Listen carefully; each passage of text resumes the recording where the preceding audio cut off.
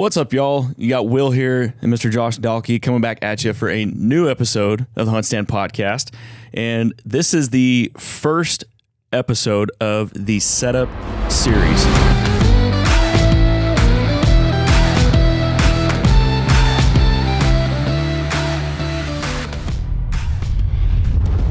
So what we're going to be doing on these setup episodes, we're going to be breaking down different hunts that either Josh or I have done, or some of our HuntStand Pro contributors, or just other guests.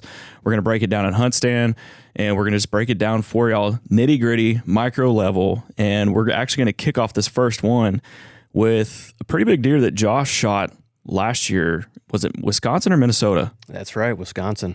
Well, we're going to get into it, guys. Yeah, this is a hunt I'm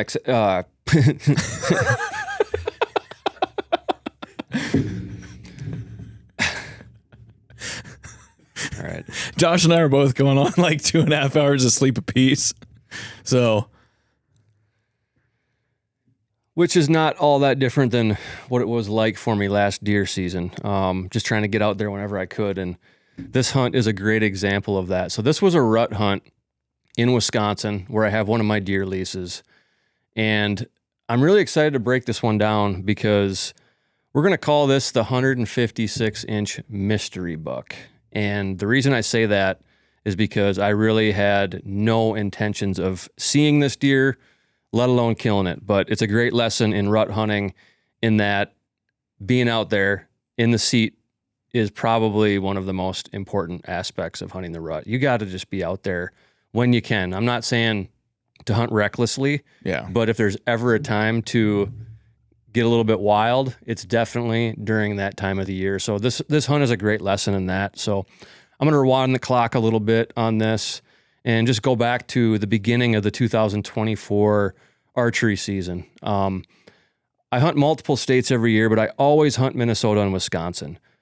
Minnesota, my family's farm. You've been up there turkey hunting with me, so you kind of got an idea what that looks like. Mm-hmm. Awesome whitetail country, central Minnesota. Great turkey hunting, as we experienced. Heck yeah. And I've been hunting there. That's where I started when I was 12 years old. For anybody who watched the reintroduction of the podcast, we went back in history and talked about where our hunting roots came from. For me, it was on that farm in central Minnesota. Hold on. Roots? Roots. Roots. Roots. Roots. Roots. Continue. Creek. Crick. Continue. Crack. Just saying. Continue.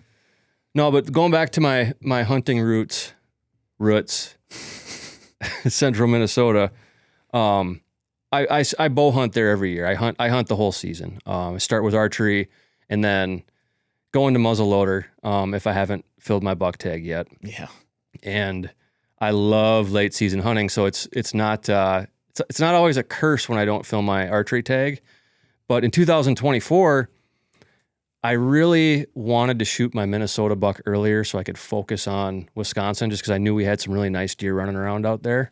And the prospects just weren't as high in Minnesota of shooting a big mature buck. I mean, there's always some around, but I had just come off of 2023 where I killed the biggest deer of my life up there. So I knew I wasn't going to top that. That just wasn't a realistic goal. So I just wanted to shoot a good buck, have a good time up there. And if I could do it during early archery season, sometime in September, that was kind of my hope, because then I could hunt Wisconsin more seriously the rest of the year, where we also get 2 buck tags versus Minnesota. You only get 1. Oh, you only get 1 in Minnesota? We only get 1 tag. Unless you're in a CWD zone in the southern part of the state, then in certain parts of that area, you can actually hunt with the 3 different weapons. So you could hunt archery season, you could hunt firearm, and muzzleloader. So technically, in certain units in the CWD area, you can hunt and shoot 3 bucks, which a lot of people aren't very happy with, but that's just kind of the way it is. That's a topic for another podcast. It is, for sure. That's a testy one. But I really wanted to shoot my deer early in the season in Minnesota, and I was fortunate to connect. September 21st, shot a great buck, did a hang and hunt on a spot that I'd never hunted before, killed him the first evening with my crossbow, and just an awesome hunt. And then that kind of freed me up going into October. Yeah. And I have 2 different hunting leases in Wisconsin. One was brand new last year. And for anybody who hasn't seen it, you should go check out our Renters series on YouTube. We'll post a link here in the podcast description. But that series is about getting into a hunting lease, and it takes place at one of my hunting leases in Wisconsin. But the one you're looking at right here is the first Wisconsin hunting lease that I ever picked up and that I still have to this day. So I've got 2. This is one of them. And this is really a fantastic property. I've had so many great hunts out there, excellent relationship with the landowner. He's become a really good friend. And I share this lease with my buddy Alex Robinson. Some of you guys might know him. He's the editor of Outdoor Life. So Alex and I have had some good memories out here. But I got to say, this property, and if you just look at it at a glance, you might even be able to tell this just by quickly taking a peek.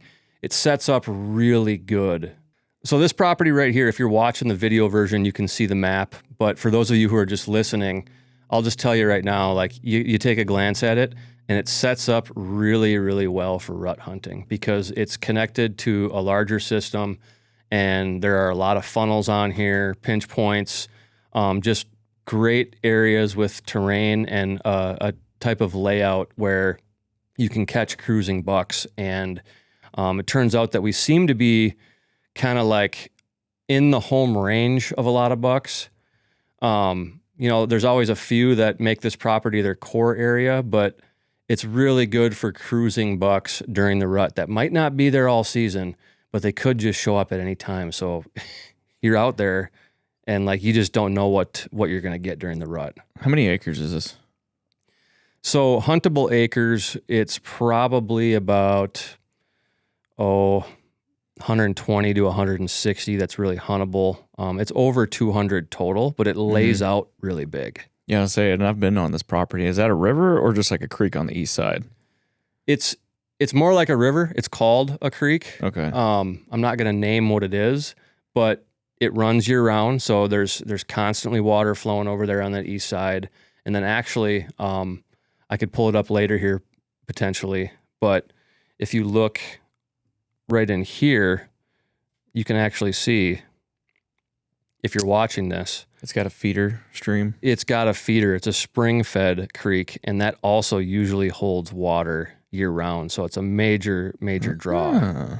And because it's spring-fed, there's enough movement in it that even during the winter, it'll either be open and it goes right into the primary bedding area on the property. Mm-hmm.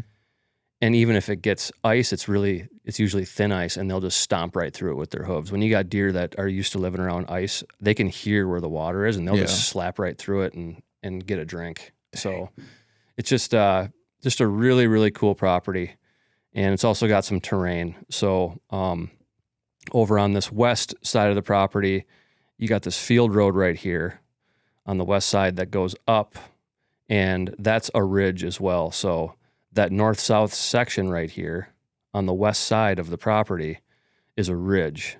And when you zoom out, you'll see this ridge actually extends much further north into other property.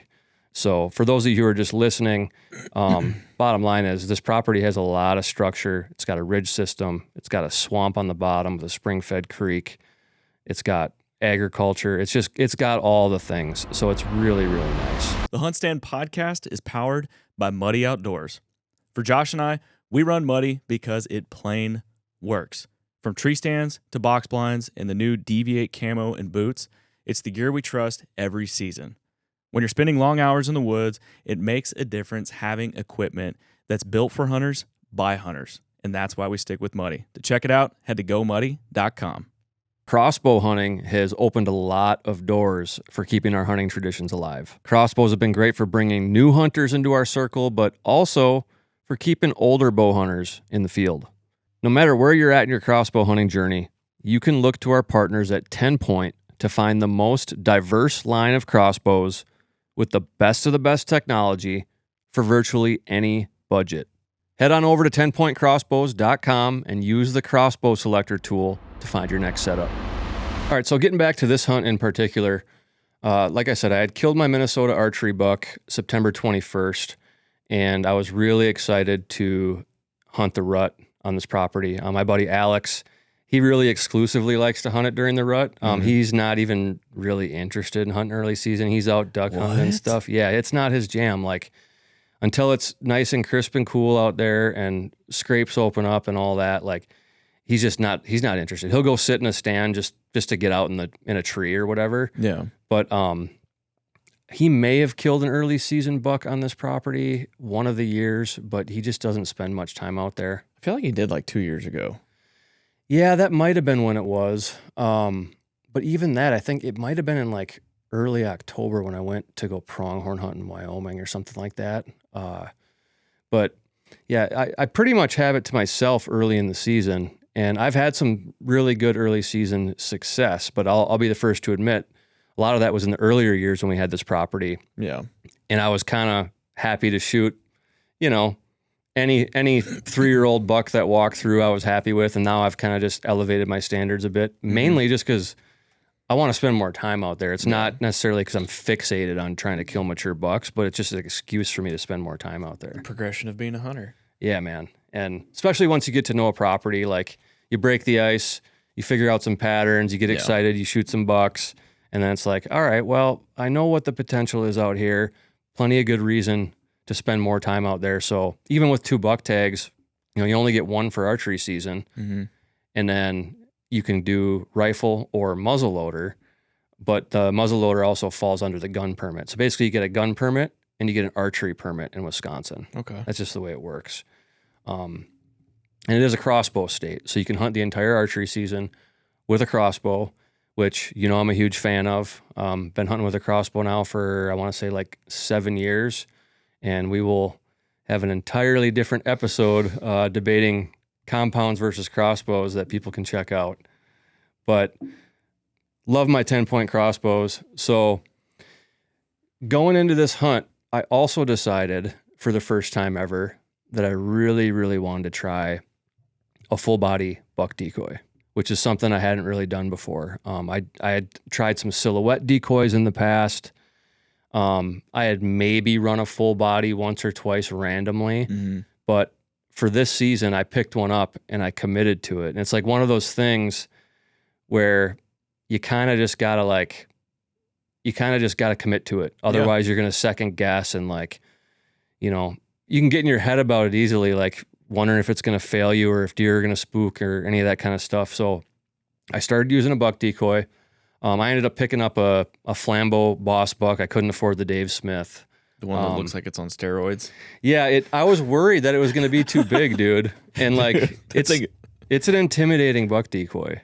I know. I used to carry one of those around in South Texas years ago when we would rattle up on senderos and stuff. Yeah, and with those tiny body deer, that Flambeau is probably like double the size of them. It's like a cow standing out in the middle. It is an intimidating looking decoy. So I thought about, do I just run one antler? A lot of guys say that, so that's a little bit less intimidating. You got to pay attention to the ear position. You can pin the ears back, make it look more aggressive, or, you can just kind of put them in a normal position so it's a little bit more subdued, or not totally dominant position. But I decided to go with both antlers every time I ran it. And I guess the main part of my routine that I thought was important for running that buck decoy was obviously using it properly with wind direction. I mean, wind direction's everything. No different than calling, which I called when I used the decoy as well.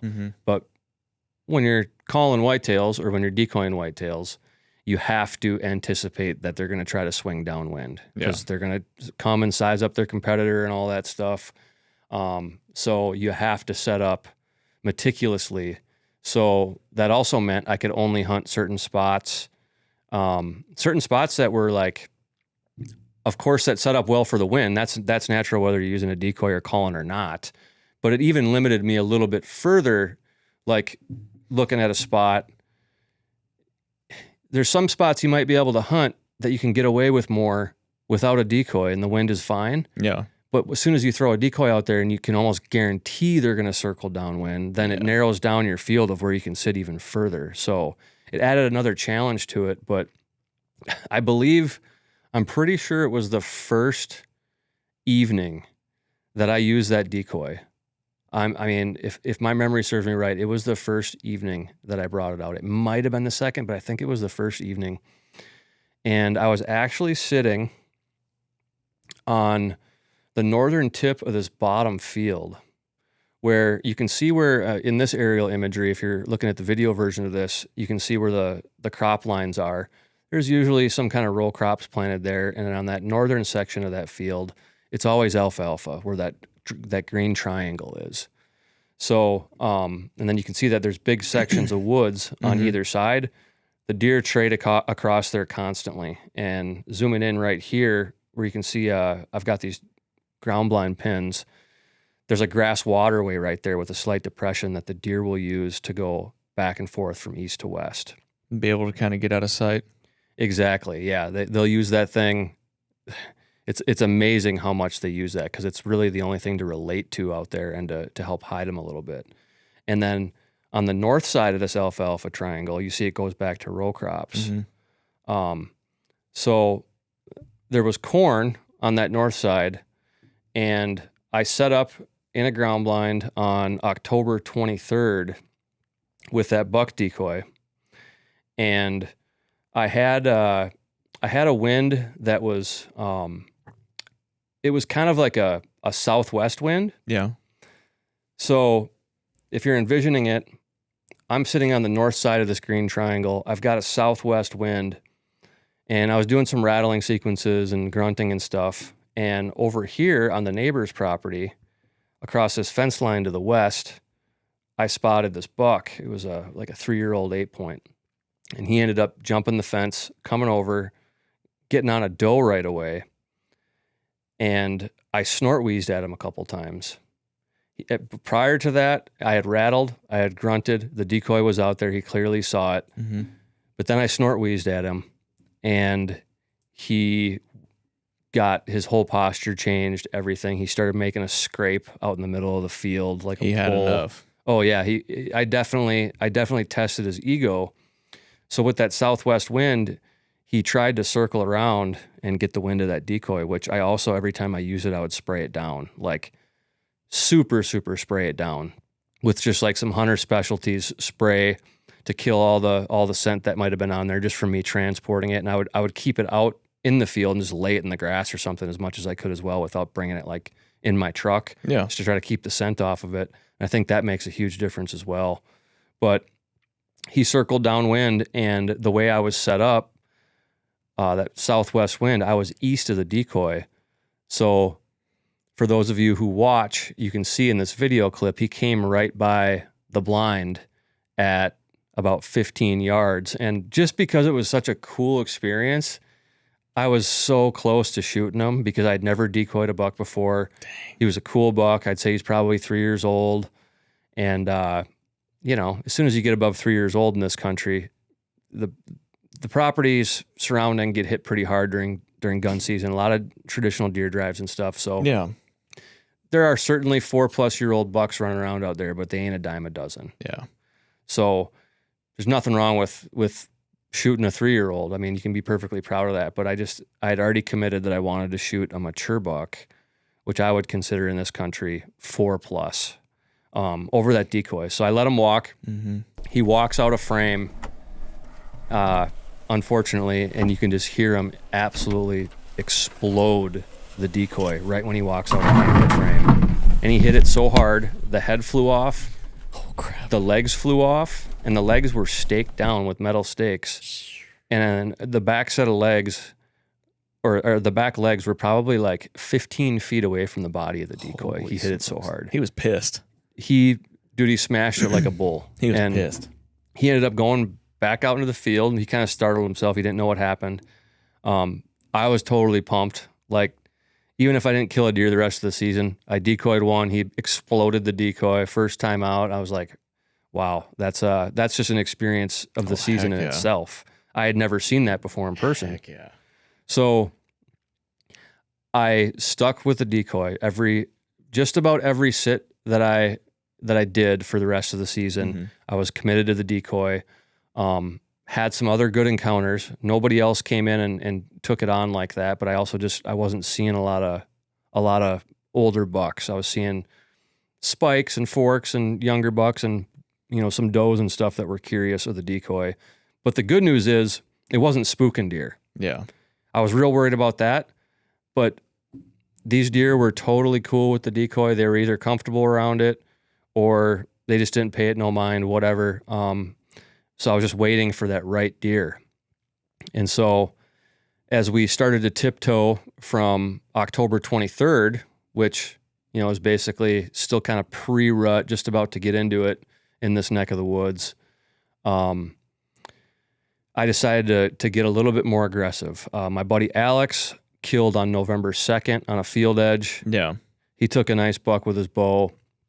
So I knew I had the rest of the season to myself, just because he had filled his archery tag. And then that's kind of how we do it. Like if the other guy still has an open archery tag, then the other guy has free reign, even up until, through rifle season and stuff. We kind of just like have a really nice system that we work out. And so Alex killed on November 2nd, starting to get into the heart of the rut. Lots of different deer running around, showing up on camera and whatnot. And so I actually started hunting. I'll zoom out here for those of you who are watching. And you can see this red stand here that's like pretty much smack dab in the bedding area. How far east is that of where you rattled in that deer? It's as the crow flies. Let's see here. I'll measure it in HuntStand. But it's not that far. I mean, realistically. So from where I had rattled that guy in on October 23rd, it's only about 350 yards. That's not bad. Not that far. Yeah. Like I said, the map's a little bit deceiving on this property. It's not a huge property, but it lays out big just the way that it's structured. So I decided to start hunting this stand that is labeled red here. Smack dab in the middle. Yes. And when you zoom in on this thing, you'll notice that it's right along that creek that I talked about earlier. The feeder creek. Yep. That spring-fed creek. It's a little bit more open too. It's not too thick. The yellow that you see are primarily tall grass and cattails. Okay. And in this part of the country, bucks really like to bed in cattail sloughs. Anybody from up here who hunts deer knows that. They're just really hard to hunt. Hunting marshes and cattail sloughs is difficult, but ask anybody who goes out and avidly like pheasant hunts up here, and they see some of the biggest deer when they're out there with their dogs pushing sloughs. Kidding. Oh yeah, the deer love those cattail sloughs because they offer good cover year round, and not a lot of people are willing to go into them. Yeah. So you can also notice that stand is on essentially kind of a funnel of that point of timber that angles up. So it's a natural filter right there. Describe like, I feel like a lot of listeners hear funnel and pinch points and they can't quite picture it. Kind of describe that funnel to me real quick. So you've got this big swamp. It's got mature timber essentially on all sides of it. And then you got a cattail slough that's, for lack of better explanation, kind of in the center. But then protruding into that cattail slough is this finger of timber that comes off the creek. So naturally, as deer are going through this cattail slough, they're going to hook onto that finger of timber just because it's really obvious structure for them to follow. And then it also brings them to the creek and it brings them into that larger system. So it's just an obvious spot for them to follow. It's a visual signpost. Having that finger of timber that goes out into that cattail slough. At least that's what I thought. I hadn't really hunted in there prior to this because this is a sanctuary and we kind of have always just left it be. But Alex had already filled his tag. I just wasn't having luck hunting conservatively. After I decoyed that buck in on October 23rd, hunting field edges and playing that whole routine, it just wasn't happening. I knew the bucks were out there, but I knew I had to get in there after. This episode is brought to you by Stealth Cam, delivering industry-leading trail cameras built for serious hunters. When it comes to monitoring food plots or patterning deer, Stealth Cam gives us the clarity, reliability, and tools we count on season after season. Explore the full lineup at stealthcam.com. When it comes to ammunition, the only way you're going to find the best match for your next hunt is if you've got options. And that's exactly what you'll get from our partners at Federal, the biggest line of ammo that you'll find anywhere. Federal loads their own award-winning bullet designs, like Terminal Ascent, one of our favorite all-around hunting bullets. And you won't find any shortage of time-tested favorites like the Nosler AccuBond, all-copper Barnes bullets, or even the Sierra Game King. And if you're one of us who enjoy the benefits of shooting a suppressed rifle with a shorter barrel, check out the groundbreaking 7mm Backcountry. It's a proprietary cartridge design from Federal that achieves maximum performance even from shorter barrels. Get loaded up for your next hunt at federalpremium.com.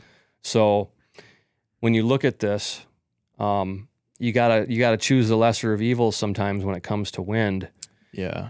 And I knew that figuring out the best wind to hunt this spot, the only way I was going to be able to actually do that is to just dive in and figure it out and try to go in there on a wind that I thought would be proper. Mm-hmm. But when you look at this, that stand is kind of like in the middle of all that stuff. I wouldn't know what wind to hunt it on. That's the thing.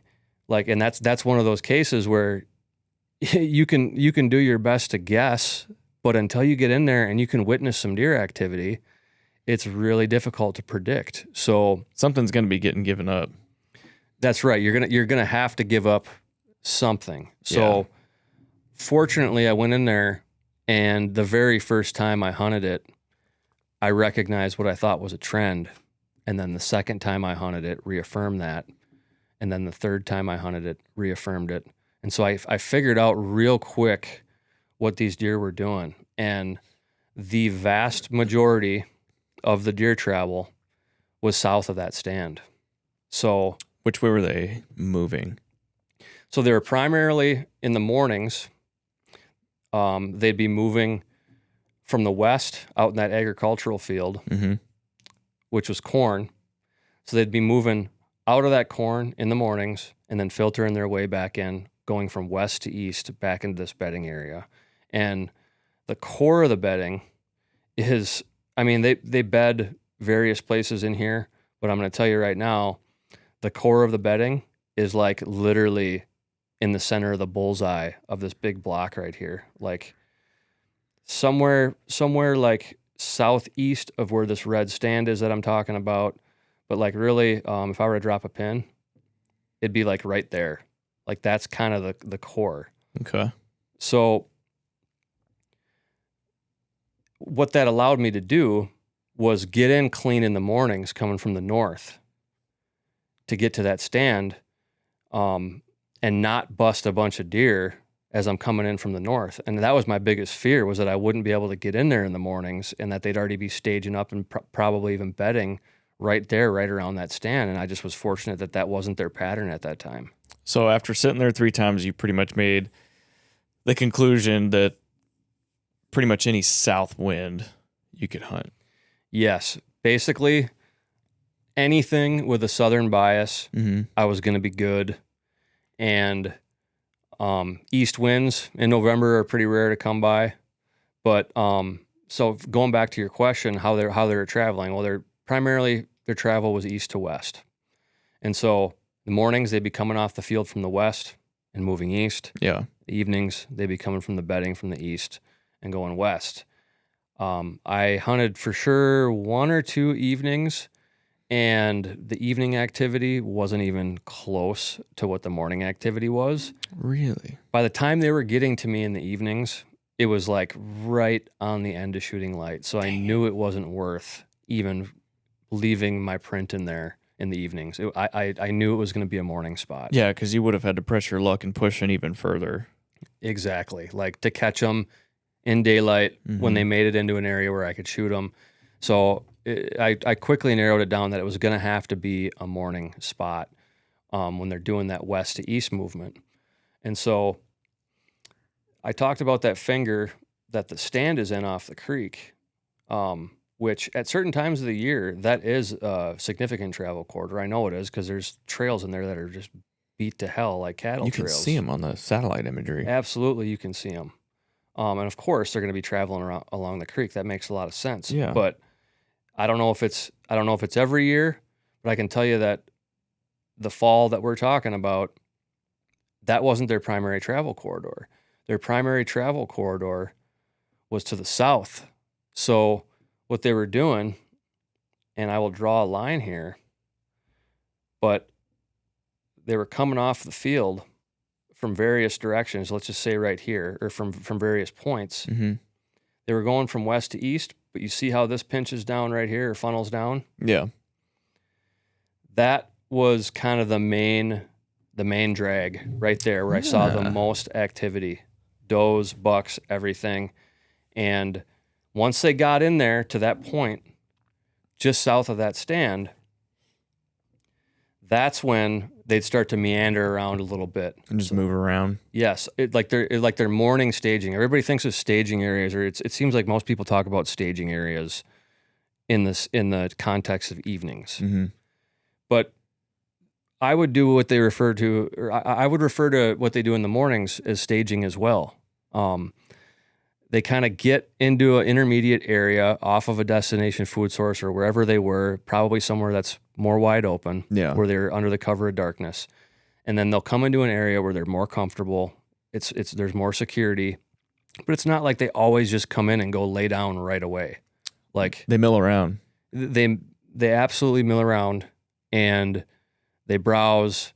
Sometimes, they'll even have like an early morning bed, or they'll have a night bed that they get out of before they go to, like, they might switch beds multiple times before they get to the bed that they're actually going to spend the majority of the daytime in. Yeah. Especially during the rut when things are funky out there, estrus is going on, bucks are nudging does out of their beds. Like, there's a lot of different things going on. But I realized that even though I wasn't on that X right there, south of the stand, I was in the zone. And so first couple of times that I hunted it in the morning, I didn't use the decoy. And then once I realized what they were doing, I knew that was going to be potentially the key to pull one off just far enough if I could get them to see it, or if I could call. So I got in there November 6th and deployed the decoy. It worked well. The does weren't freaked out about it. I had a fork buck that came in, and he was sort of like practice posturing in a way, and he was making some rubs on like some saplings or like willow trees or something in there. And he was like hanging around the decoy. He didn't approach it, but he was like, hey, like almost like his uncle, like, hey, show me what I need to do here. Like, he was trying to figure it out. But you could tell like he had a little bit of swagger because he was still feeling the musk in the air and all that. And so I'm like, this is pretty cool. I got some footage of him, and I'm like, that's a good sign. Like, if I can get a mature buck to do what he just did, game over. Yeah, game over. Where did you place the decoy south of you, going in there with a south wind, knowing these deer are traveling south of you? So actually, for this particular morning, I'll mark it right here, but I put the decoy right about here. So to the west of you. West of me, a little bit south, but my goal was to either have them swing around within range in order to be able to get downwind of that decoy. So you had a southwest wind that morning? It was like a southwest, and also in the morning, I did have some thermal uplift as well. Yeah. So throwing some milkweed or whatever. Like, a lot of times you'll get that thermal uplift where there'll be that period in the morning where everything's warming up and the air is rising. And I've been able to get away with a lot in a lot of different places, taking advantage of that.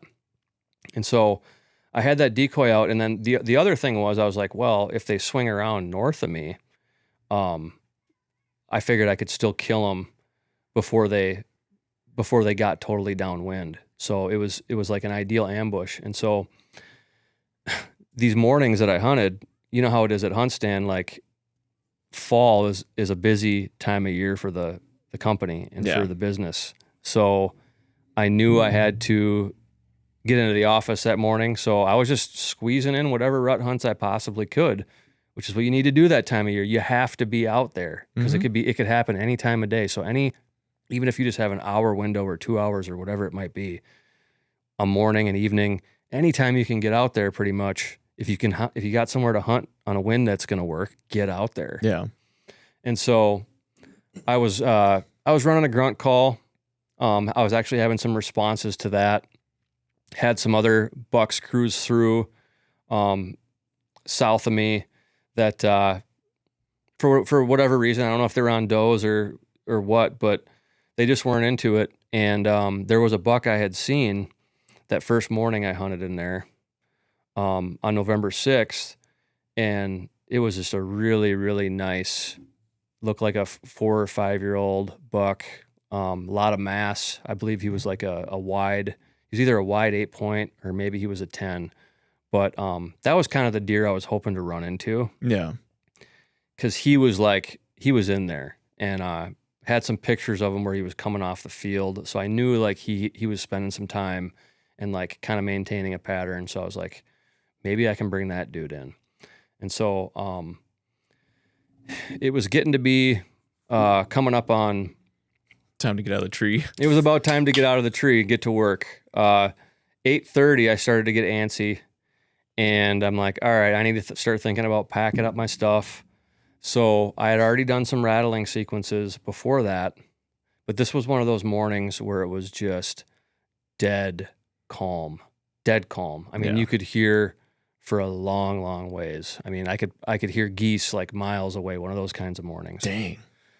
And I could hear grunting, like, just like soft tending grunts. I could hear like 200 yards away through the timber. It was just one of those kinds of crisp mornings. Also, where it's very hard to get away with anything. Yeah, I know, right? When I went in there that morning, it felt like I was like dropping a grenade in that bedding area because there was frost all over everything. It was crunchy.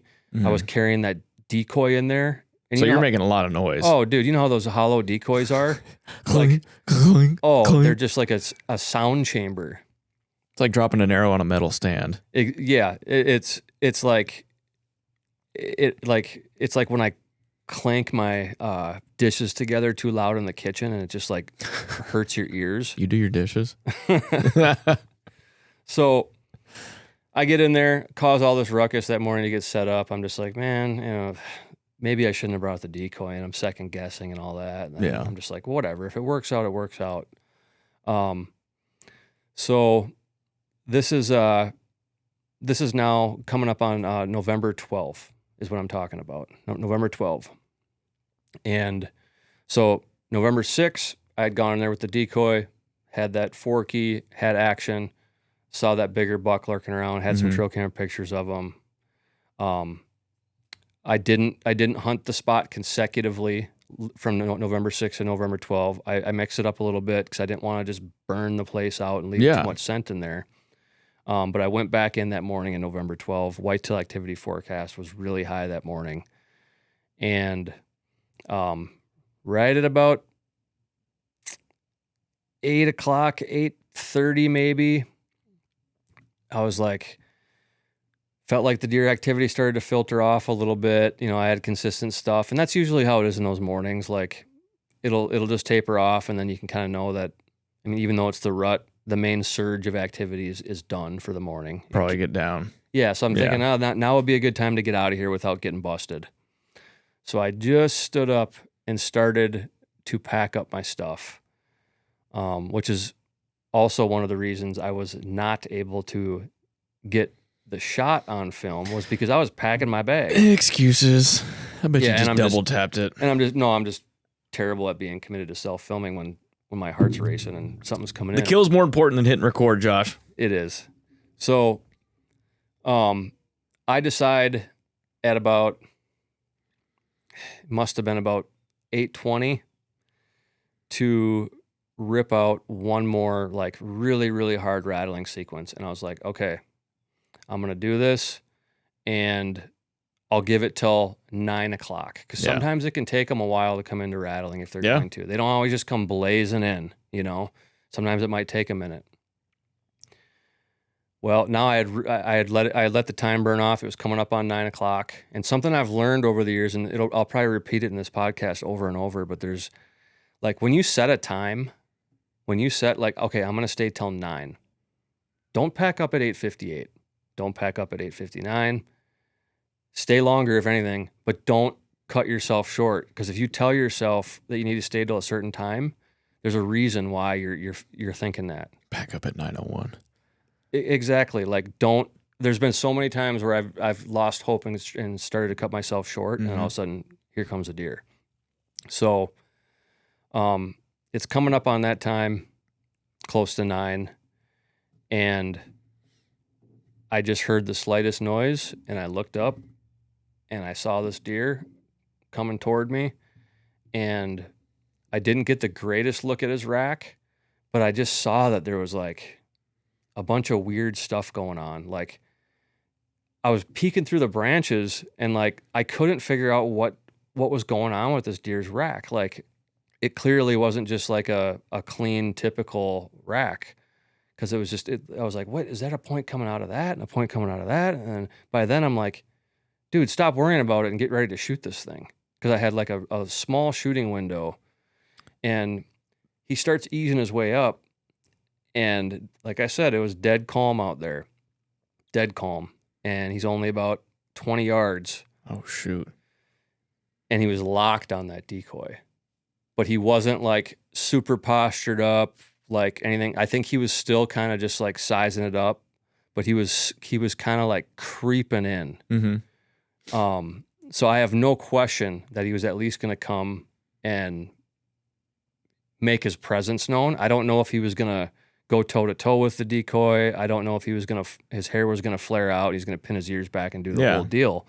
But he was definitely like there to see what was up, because he came to that rattling, and I'll tell you how I know for sure in a second. So he steps into a shooting window. I'm standing there.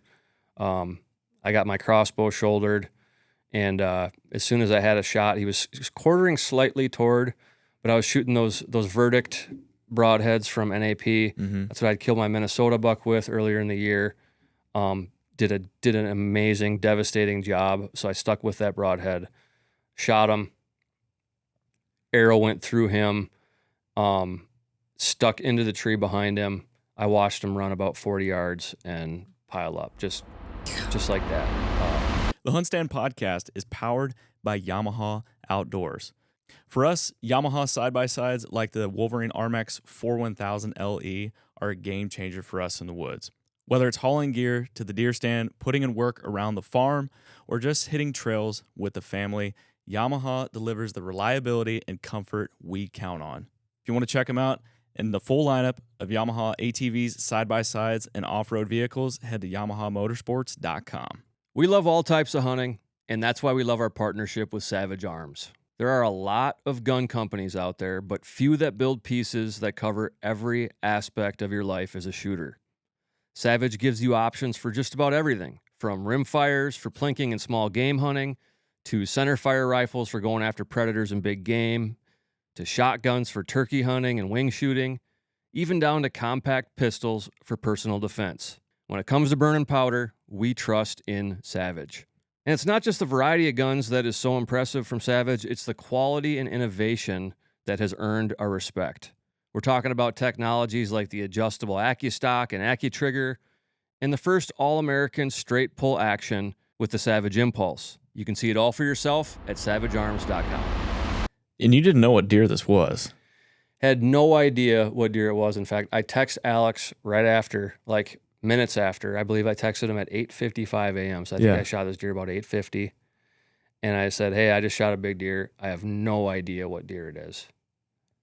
And then I started sitting there. I started looking through some trail camera images, and I'm like, well, it might be this one, or it might be this one. All I know is like something like crazy about his rack. Yeah. It was like, I couldn't tell what was going on. I just know that I saw a bunch of tines, and I'm like, better shoot while you have the chance.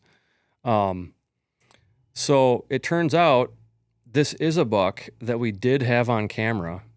So this property is in his home range.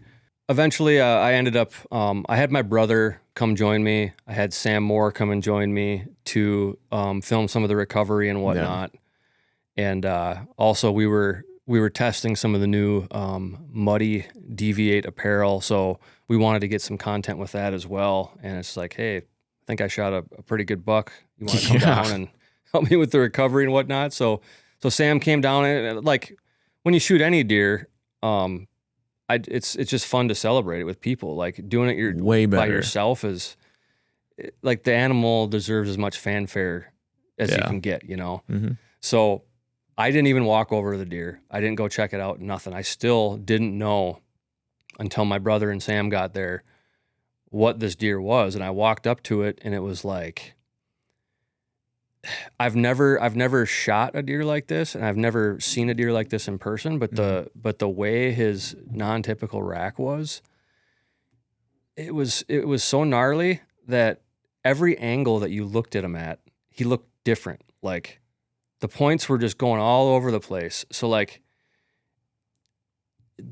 you look at him on the left side and the right side and from above and from behind and all that, like I couldn't stop looking at it because it was such a wild rack, and it looked different from every angle. How many scoreable points was it? 14 or 16? That's a great question. It was something like that, because I remember when you sent me that, I was like, what? Yeah, it was something. I should remember that off the top of my head, but yeah, it was something like 14 or 16. He ended up taping at 156. Just a great deer. When I looked at him, I was like, I don't know. I don't really care what he scores, but I was like, oh, probably somewhere like mid 140s or something. I don't know. Mm-hmm. I couldn't figure it out, because if you see the deer, for those of you who are watching the video version, you'll see what I mean. And those of you who are just listening, maybe check the video when you have a chance, or they'll see the cover art for this podcast, and they'll be able to see what it looks like. There you go. Yeah. So you'll see it on the thumbnail, but just a wild, wild deer. And so I started looking back through images and realized we did have a picture of the deer, one or two just like marginal nighttime pics back August 17th. So velvet. In velvet on one of my Muddy cell cams. And then there were a couple more pictures of them in September. But then after that, not a single picture, not a single sighting. Clearly, like, our property was not like the heart of his fall area, and I just happened to catch him on a morning when he was out cruising. So I later ended up connecting with one of the neighbors who I hadn't met before, and he got word that I shot this deer. Did he? Yes. So he had been kind of hoping to shoot the deer. Dang. And ironically, the deer I had been hoping to shoot earlier in the year that I haven't even talked about, that was another 150 class. I remember animal. this. He had a nasty, big, like, turkey foot on one of his antlers. Super, super cool deer. Bunch of pictures of him. He was around. One of the other neighbors shot him. So he shot a buck. So he shot a buck I was after. I shot a buck. Another neighbor was after. That's what it is, man. That's how it happens. When you're hunting these properties like this, these smaller properties. Yeah. If it ain't thousands of acres, you're all hunting the same deer. Yeah. So, I deal with the same thing in Texas. Same thing. When I hear people who are like, when they refer to a deer as my deer, it's like, yeah, okay, come on. You know, that's like not a thing. Okay. Technically, it's a state's deer. That's right. Yeah. It's nobody owns these deer other than God. But especially on these small properties, like, oh, that guy shot my deer. It's like, well, call it what you want, but it ain't your deer. Everybody has a fair crack at them. I know. I was just fortunate that I happened to be there at the right place at the right time, be in a good traffic area, be there on a morning when that rattling carried a long ways. Yeah. And it's actually proven that they've proven this, that longer, harder rattling sequences do have a much higher chance of bringing in bucks. That's a fact. You know, some people are a little bit more like timid and they just like to tickle them or whatever and just bang the crap out of them. Bang them till it smells like they're burning, literally. If you don't smell the bone, the friction from the bone where it smells like it's on fire, you're probably not hitting them hard enough. At least that's been my experience. I mean, that's what we've done. That's what we've done in South Texas on Senderos. You just bang them as hard as you can. Like there's no specific sequence. You just bang them. You should smell them burning. And I mean, dude, we would do it for, I don't know, 5 minutes sometimes. Yeah. I was slamming on these things, and you got to be careful, and you got to be methodical about how you do it. You got to be watching your back. You got to be watching 360. Like you gotta. Yeah. What I like to do is go heavy on them. I'll try to, if I can, kind of like tuck around a tree or something where there's less visibility, and I try not to move my body or be too animated. Like I'll just use my arms and my wrists as much as possible, so it's not like causing a huge ruckus up in the tree with the movement. But and then have a good way to set those down. Yes, set them down so that you can set them down clean where they're not going to cause a big ruckus. But mainly is when if you have to pick them up again, they're not going to clank on metal or this or that. Yeah. But after I do a sequence, then it's like dead silence, dead stillness, looking with my eyes, not because if they're in your vicinity, they're going to peg you. So you have to be careful about how you do it. But here's probably the coolest part about this mystery buck, as I've been calling it. I know for a fact, I'll show you right here on HuntStand, for those of you who are watching. So I've got this stand here, kind of out in the middle of this bedding area. And then I've got this purple trail camera to the east, this trail camera pin. Directly east. So that, according to HuntStand, is 382 yards. Almost a quarter mile. Through swamp, through hardwood timber, across a cornfield, and then in another hardwood timber along a creek. I got a picture. I got a trail camera picture, which I didn't realize until the next day. I have a picture of this buck at 8:26 a.m. So he came on a hard line to you. He was pissed. He heard me almost 400 yards away. He went across a field. Wow. Through hardwoods, through a swamp. And you want to talk about how good their ears are and why it can be so effective to call and rattle. Dadgum. Within a matter of 10 minutes, that deer was standing there 20 yards away from me, and he knew exactly where that sound came from. They're like freaking turkeys, dude. Turkeys and elk. It's incredible. It's crazy how those animals can pinpoint where that sound came from. Like, it's absolutely incredible. When I went to Nebraska for the first time with you, that's where I really had my first try at hunting up in ladder stands and getting to hunt the rut outside of Texas. And I remember I did a rattling sequence, and I had made a mock scrape just behind us. And I remember I rattled, put my antlers in the pack, and I twist around and look, and there's a 10-point with his nose down in the scrape, and then he looks up at me, takes off. Like that. I mean, they're just like ghosts, dude. They just appear out of nowhere. They're like, oh, it was right here. They do it, and you'd think with where this deer was coming in from, and for how calm it was that morning, and how crispy the ground was, and how much brush he had to come through, all those things, I did not hear him coming. I did not know that deer existed until he was 20 yards away. So it feels reckless when you're banging those antlers like that, but when you're doing it with purpose, like it's controlled chaos. Oh yeah. Like there is somewhat of a method to it, and I'm also convinced that because I was just getting ready and starting to pack up and stuff. I think that decoy helped me a lot because it caught his attention, and he was so focused on that, he was less likely to see me up in that tree moving around getting ready to pack my bag. But yeah, that buck, this story and this setup just goes to show. I think there's a few key points to take away that we've talked about here. Calling can be very effective. Absolutely. Learn to call the right way. I was also mixing in some grunts and whatnot that day just to add some realism. If you're going to run a decoy, you have to be super, super cognizant of the wind and hunt setups where you can probably get away with a deer swinging downwind because it's most likely going to. If you can set up in a way that they can't get downwind, but they can still see the decoy, that's even better. Like if there's some kind of natural barrier or something. And getting aggressive during the rut, like stomping into this bedding area and hunting it other times of the year without really, really good camera intel, probably not a great idea. Yeah. This is their sanctuary.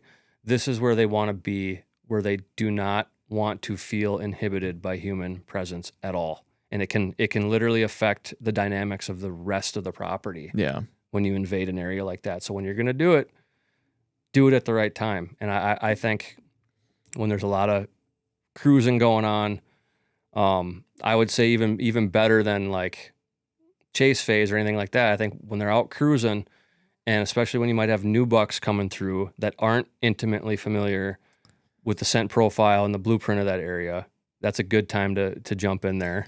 And be patient. And absolutely, if you say 9 o'clock, stay till 9 o'clock. And on the same line of what you said about patience, time in the seat, man. I hunted. I didn't go into detail about all the days I hunted and all the different setups that I did to get to that point. I didn't just waltz out there and kill a buck on my second set with that decoy. I tried a bunch of different stuff, but I kept spending time in the seat, and I knew that if you are out there during the rut, your odds go up exponentially. Significantly. So a lot of good key takeaways from this setup. If you're not already a HuntStand Ultimate member, you're definitely going to want to check it out. And I have a reason why. I want you to do something real quick. See that field to the right, to the east? Yes, sir. Of that little creek river? Yep. I want you to take a look at that satellite imagery of of a tractor plowing a field right now, disking and plowing a field. Zoom in on that. It's incredible. Like, what? You can literally see his disc line like that. That's how sharp. That's so cool. I didn't even notice that before. I was looking at it the whole time. Like when I was looking at your neighbor's property, I'm like, there's a tractor disking and plowing right now.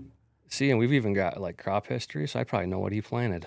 Probably so. I pulled that up, but yeah, definitely need to get Ultimate.